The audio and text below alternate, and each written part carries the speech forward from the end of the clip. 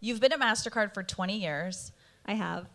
You've been a marketer for all of that time. And so I want to know, tell me about those 20 years and what has the journey been like? I don't want the whole story, but what do you think is like, and I mean, I'll introduce the fact that I've been at the same place for 19 years too. So I think there's something special about that kind of a journey that is just so different. Not to say it's bad to move around, but I think you and I have something special in common. And I want to know from your point of view, like what's kept you there for so long, and specifically in the marketing role, which can be such a burn. No, it can be. I've been very fortunate to be at a place where from the get-go, I didn't know much about MasterCard when I joined, other than I got to work on the FIFA World Cup. So that was really what drew me to MasterCard. And then what I learned very quickly are kind of what the values of the company were. And for me, that was super critical, but I didn't even realize it at the time. I was just excited about working at a technology company. I was excited about getting to work in international business and sport.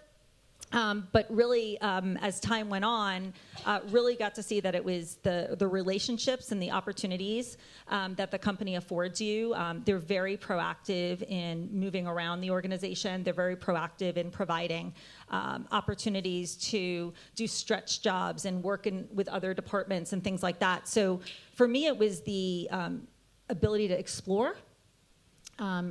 Also, at the same time, being in a place that felt warm, that people were looking out for each other, that was about integrity, was about collaboration. And I've only seen that grown. And I've tried to, search and seek that out with every kind of interaction I have and conversation I have. And that's been, I think, what's most special to me. Well, how about you? I know, have me. I mean, I think you're generous with you explain they're very generous with you and moving you around, but I think it takes a special personality to be afforded those opportunities. What's been like your approach to diving in? I'm guessing you're a problem solver. I'm guessing you're the first person to say, that's an S show. Why don't I jump in there and help out with that? Would that be fair? Yeah, my team's like here. They're probably smiling because everybody that works together as a partner with me, I feel like has that same effort that they put forward. Yes, so I definitely love to get involved. I like to solve problems. I like to remove challenges and barriers, and I like to connect dots. I think my biggest I would call it a pet peeve or biggest annoyance is when I see duplicity. I see people doing things that are similar, or I don't see people kind of acknowledging or hearing something and then bringing it to the group that actually is responsible for it. So one of the things I've really dove into, and I think is one of the things I'm valued for, is that dot connecting across business units, across marketing functions, et cetera. And that kind of lean-in attitude has been I believe what has helped propel me into the different roles I've had. Yeah, and your most recent role is mostly focused on experiential and really bringing MasterCard into the hearts and minds of consumers at the point where they're touching and feeling and interacting with it. And so event-based marketing can create lots of stressful situations, and I know that your team, at least I've seen from interacting with them, loves you. How are you mentoring your team through that type of marketing versus media buying or strategy or investment? Like those are different types of jobs. You're just in a hot spot most of the time. Yes. So event marketing is it's stressful in every role that many of you probably have here in the audience. But you're on 24/7, right? If you're traveling internationally, which our group does, you're working late hours. You're calling back to New York to work with New York time, but then you're also running an event. You're also hosting dinners. You're hosting clients, customers. You're teams up at 5 a.m. Make sure everything's set. So for me, and the way that we work together as a team is really being open and honest with each other, looking out for each other, really trying to give people a moment to breathe and make sure that it's a really positive environment, that no one's scared to ask for help, no one's scared to ask a question, and but at the same time you're putting it all out there. But it's really about that positive interaction and treating everybody with a level of respect, and not keeping cool, keeping calm. Because at the end of the day, one of the guys we work with at our agency, Octagon, we always kid around about being a duck. Some of you might want to be a swan, but we like to be a duck because you're moving very, very quickly under the water, but you're really just gliding, right? And so the idea is just stay calm, cool, and collected because you, at the end of the day, are responsible for the success of the entire event. I love that. I'm going to think about being a duck more. So switching gears to talk about MasterCard and your approach to what you guys are doing in market right now. You're very invested in sports. You're very invested in women's sports. You're showing up at Formula One. How has that evolved over the last 5 years or so? And, talk to me a little bit, or talk to this group a little bit about what we talked about on the prep, which is that you're sort of passion first and really focused on trying to get to that moment with the consumer, which requires you to be with them in real life at these events. Yeah, so our whole marketing strategy is less paid media focused. It's really experiential marketing is at the heart of everything we do from a priceless perspective and for the brand. And so sponsorships are a perfect example of being able to drive that strategy forward. And just as Lizzie's saying, we're really focused on delivering fans their most prized experience. We would call priceless. That moment that really gets them as close to their passion as possible, which then leads to why we focus on so many different passions around the world. A number of different areas of sport that we're invested in, but we're also focused on entertainment and film. We're focused in music, arts and culture, culinary areas, restaurant relationships, chefs, et cetera. So really about being able to engage with a number of different fan audiences and bringing them something that is just so unique and special to them. For example, with the Champions League, if any of you follow football internationally, we have a relationship with UEFA that allows children to go on the pitch and hold hands with their heroes and walk them out before each match. And it's something that is just amazing when you speak to the children and you hear what they have to say and you see what how the parents react and the opportunity that they've been able to afford their child just by having a MasterCard or participating in a program. So it really just for me moves me, and I love being able to deliver fan experience, and my team really just feeds off of that, whether it be in sport or any other passion area. At SiriusXM, we just released a report specific to podcasting about one of the biggest trends being fandom and how audiences, like niche is the new scale, are just really mostly connected to people they love and want to hear from, because it's so hard to get the right information out there in the world, and you want to be a part of something that moves you and something that feels special. And so going back to women's sports, I think women's sports is having such a moment. I'm officially a women's rugby fan coming out of the Olympics, and if you're not, I don't know. Ilona Mayer. Exactly, like you missed the whole Olympics if you didn't fall in love with her. Watch Dancing with the Stars if not. Yeah, she's so, and actually her Instagram is crushing because she's so good at content. But you shared with me a little bit about it's not just great for all of us fans that love it. It's really great for business. And there's been some recent studies around the economic impact at the local level. Right. MasterCard, you forget if you're not in her world, they're the rails for payments, right? Like they really just are trying to push us to the point of purchase. And so can you share a little bit about that study and that story you were telling me about the specific local impact of women's sports, which I think is so phenomenal. Yeah, absolutely. And for any of you that have not been following this amazing movement that's been happening over the past few years, please, clue in, because you'll miss out as a brand if you're not in that space. It's been amazing to see, whether it's women's rugby, women's football, both here in the States as well as in Europe, around the world, whether you're looking at women's golf. The rise of women's sports holistically has been phenomenal to see. From a fan perspective, you're finally getting access to the content that you're looking for, right? Women's sports fans are so savvy because they've had to maneuver and really dig deep to be able to follow the sports that they love, follow those athletes that they love, and they now are starting to get access to that in a much easier way, whether it be through broadcasters actually showcasing women's sport in day parts that you want to actually be paying attention to. We're being able to capture it via streaming. A lot of athletes have now social media followers. So it's really been fantastic. From a But it goes beyond that, right? So from a brand perspective, there's been a few studies out there, and we specifically have put out a study recently with our Economics Institute that looked at Arsenal Women's Football Club. That's the female side of the Arsenal team in London.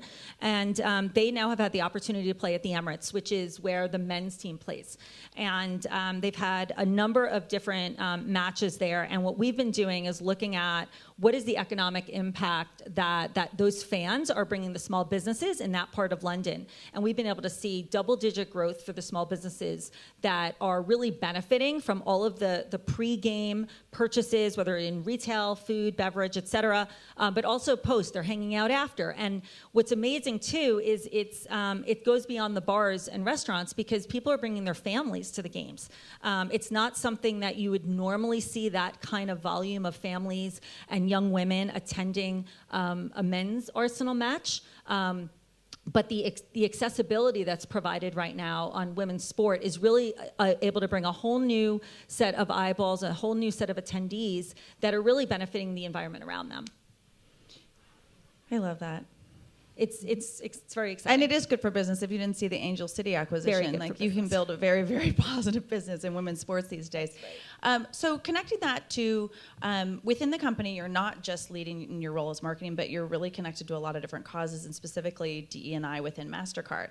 As you're talking about where you're putting your sponsorship dollars, you're obviously bringing diversification of audiences to events like we just talked about. But what other initiatives are you working on within the company, and how do you kind of pull that through beyond probably just the walls of MasterCard, but out into the world? I mean, I think the example you just gave was great, but are there more?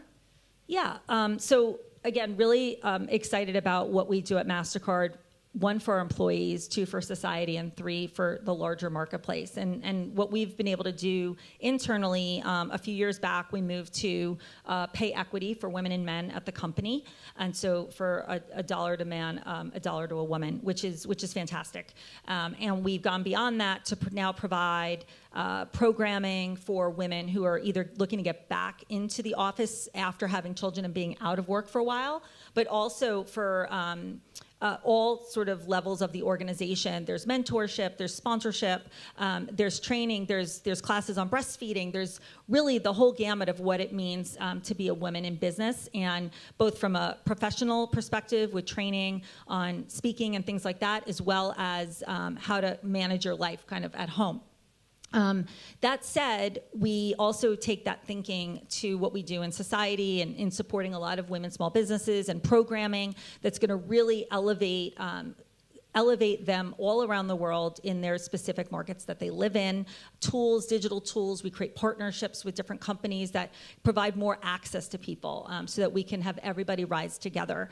And then on the market side, we've done things like through our women's rugby relationship with World Rugby, we really wanted to shine a light on what rugby is as a sport for young girls. For those of you that don't know about rugby, it's a very body positive sport in that it allows all shapes and sizes to participate, especially for a side of 15. Which 15 players on a team, and everyone has a different role on that team. And so what we did was we identified in multiple countries around the world where rugby was making an impact on young women, and we began to tell those stories so that we could really elevate and also get these girls excited about everything that they're learning and really showcase that story also from a business perspective, and to our partners to really get them kind of on board with why it's so important to elevate young girls and elevate young women, because girls do drop out of sport at a young age, and if we can keep them in sport, you see them shine in business and in life from the things that they learn on a team. Yeah, it's interesting. We were talking backstage also about sound, and what I'm thinking about MasterCard as we're sitting here is how much of what you do shows up in reaching diverse audiences in order to connect with them, like where they are and where they love it, where they interact the most, I guess. So being a sound company and being an audio company, tell us how successful has the MasterCard Sonic brand been? Because you were one of the very early brands outside of the entertainment space. Sure. Like you play the start of, the HBO sound and we all think Sopranos, right? There's like all of these sounds, the Netflix one. How successful has that been, and are you extending some of the way you like from a sensory standpoint, connect with customers? Yeah, absolutely. So it's really been fantastic for us. If you think about all the messages that are hitting consumers every second of their lives, and you think of the real estate that you have, whether it be in a phone or at point of sale, or content to be able to engage with anybody, everyone's attention spans are just getting that much smaller.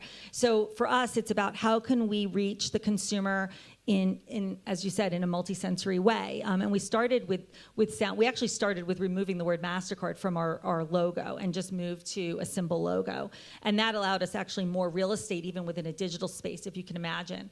But from there, we went into sound, and it's been great because it also, for us, it's that reminder, but we're about safety and security. We're securing commerce around the world. We're securing payments, B2B payments, et cetera. So for us, being able to use sound as a way to also remind that user that this was, a transaction done by MasterCard has enabled us to then, create a digital experience also at point of sale. If you were to shop at a retailer, you'll often hear our Sonic brand come to life. Again, another way to reach that audience. And we've actually gone beyond that into other kind of senses, whether it be smell in a way from like a marketing perspective and created a scent so that we can bring our experiences to life when you come to an event. Another way to remember MasterCard and remember that brand experience. And then we've moved also to focus on inclusivity and have moved to create a touch card as well. And that is something that we're really, really proud of, where you can get a prepaid debit or credit card, and it's got a triangle, square, or a circle notch, depending on the product. And that, from a sensory perspective, enables someone who is is blind to be able to use the right product at the right time at point of sale and have that comfort that they're using that right product that they intended to use. So multisensory is very core to our passion strategy and our overall brand and how we're bringing it to life. So you've pushed so much innovation at the company, and it's definitely clearly a part of your culture, because you just rattled off like 15 things that I feel like it would have taken 45 meetings of a conference room of people going back and forth on scent alone to like land the scent. What type of, advice do you give to your team just in how to be successful in this space right now as a marketer to push some of those new ideas? Like, is there some secret code that's happening up in Purchase, New York that's like the special sauce for how you're getting all this done? Well, I would say these two are pretty, they're the special sauce in that one. Diverse and young employees. Amazing people who are creative. I think it's really, as a team, I think we really look to understand the fan as much as we can and understand the audiences we're trying to reach. We also really partner very strongly with the properties that we work with. It's collaborative creation. We're not, put our logo here kind of brand. So I think it's those conversations, constantly talking in the ecosystem to partners, which bring ideas forward. You never know where one conversation is going to lead you. And there's that kind of ongoing, let's take the meeting, let's have the conversation mentality that I think leads to collaborative thinking and success. So where are you headed? What are the next events? What are you, and you don't have to share anything that's not public, but where's your focus at? I mean, I can remember a space where, again, in audio, so much has changed. Podcasting is such an interesting space right now. How people are connecting with content. We've talked about women's sports, and there's just so much changing in the world of consumer connection. So, and we've talked about you being consumer first. It's not media buying first. So what's ahead for you?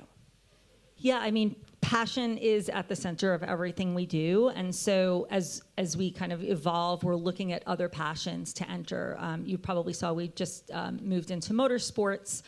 We're always looking at how do we go deeper in the passions that we're in? How do we start to understand the fan from an ecosystem perspective, not just from an attendee perspective, right? So you have sort of your general fans, you have your super A1 fans that you're trying to reach. How can you bring more people in the fold, whether it be families, whether it be sort of the fan that's maybe not who you think of first. So really going deep on the fans and being able to understand the types of experiences they're looking for so that you can make a difference in their life. That's probably where we're going to continue to dig in. I said it earlier that I think niche is the new scale, but do you worry that those moments don't scale? Are you ever, are we going too small because everything's focused on this experiential sort of in real life connection to MasterCard? Do we need to make sure we're filling the top of the funnel and doing big media? So I think it's both, right? So we look at our experiences at sort of tiers, right? So there's definitely going to be those once in a lifetime experiences, whether it's walking on the pitch as a player mascot, walking inside the ropes, at a PGA Tour event, what have you. But we also try to deliver content, whether it be digital, with our ambassadors, give people the opportunity to engage with content or an athlete or a property in a bit of a more scale way, whether it's through merchandise, exclusive offerings, things like that. So there is an opportunity to reach sort of all levels, let's say, of the pyramid, I would say. But that, I think at the end of the day, people are really leaning into wanting those in real life experiences, which is also what you guys are doing from a live event perspective. I think it gives the brand kind of that strength, but you still have the ability through your other channels to be able to reach them in a little bit more of a scale way. Not everyone's going to be able to go to the event, but for those that do, you want to make sure it's truly priceless. Yeah, I agree with you. So we have a long-standing program at SiriusXM Media called Pass the Mic, and it's women talking about their tips in life, what it has, what part of them has made them successful. What do they think is their biggest takeaway on, best practices for how to survive in their role or in this media business? So I'll give you a second to think, but I'm going to give you a couple questions. Okay. So what do you think is the one skill that you have that has driven you in the most difficult times? Like the event is falling apart, everyone's hair is on fire. I'm assuming that's happened to you more than once. I'm looking at the team. They're like, no, that never happens. Everything's perfect. It's always organized. It is. So what's the one, maybe it's the back to the duck. Maybe it's you're just amazing at making everyone look like everything's fine. For me, I think it's my team knowing that I have their back and really empowering them to lead. And I'm there if they need me. And I think from there, you scale success, right? Because you have a number of people who are able to really lift up the boulder as one instead of one person thinking that they have to do it themselves. Yeah. Okay, and if you weren't a marketer, what would you be? You can't say professional dancer. A lacrosse coach. A lacrosse coach. Why? I'm a volunteer lacrosse coach, so Why? I would do. Isn't that the same? Wait, isn't that the same, marketer and lacrosse coach? No, but I should say a high school lacrosse coach. Okay. No, I love the game of lacrosse. I love giving back to communities, and I love the game. I love what it teaches in terms of teamwork and skills in life. And so for me, that's probably what I would spend most of my time doing. I love that. All right. It's an amazing talk to you. Yeah, thank you so much. This was so fun. I don't think we get to take questions, so I'm getting a thumbs up. We're getting a hand raised. Oh, we have time for questions. If anybody has questions, think of them. Can I just ask a question to you? Yeah, of course. If you weren't doing what you're doing, what would you be doing? I really think with Hoda leaving, I need that job. I actually think you might get it. I feel like I'd have to train a little bit harder for it. But I think it would be really fun to host the Today Show. If anybody is out there that wants to offer me that job. Or I would be on Dancing with the Stars. It's That's like awesome. a tie. It's definitely a tie. Okay, so we don't have any questions, so I'll ask Formula One. You guys are gonna be there with McLaren. Yes, it's a new partnership of ours. Tell me how that came about. Well, kind of what I had talked about before, we're always about exploring new passions to be able to reach additional audiences. At the core, we're a B2B company and a technology company at the end of the day. It's a very tech-heavy sport, It's got a very passionate fan base. McLaren itself has a very young and really energetic and avid fan base. And from a values perspective, with what they're focused on and what we're focused on, it was the perfect alignment for us. So did they come to you, or do you get the insight? I mean, the Netflix did a show. The first Miami event was huge. Is it like, how does that come about? Like, they come to you, or you have a team that's like, okay, where is the puck going? Like, where are audiences trying to move? Yeah, I think it depends on the. It really depends on also the objective we're trying to achieve. We're a B2B company that we're activating as through our issuing partners, banks, as well as with our merchant partners.